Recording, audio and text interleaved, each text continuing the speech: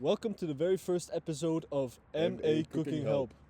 Today we will show you one of our personal favorite recipes, chicken pasta. This tutorial will be split into two parts. First, let's start with the sauce. The ingredients you will need is 1 bag of powdered Parmesan cheese, 3 eggs, and 1 little bottle of cooking cream. What you want to do is stir all of these ingredients together in a bowl and then transfer them into a larger pot and start the boiling process. Then add pasta to a pot of boiling water. Kitchen. You want to take a cutting board out and then start cutting chicken into evenly sliced pieces, small sliced pieces, as seen in the picture here. Then you want to take a pan, put some oil onto it, and then put those chicken into the pan and let them start cooking.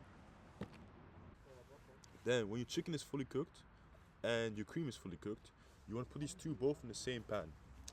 Then stir around a little bit, make sure that the chicken gets marinated in the sauce. Then you want to add some herbs to it, any herbs you have to, change the flavor to any liking you want. And then at the end, you want to put the cooked pasta into the pot, mix it all up, and you serve it. And add some cheese on top for the extra taste.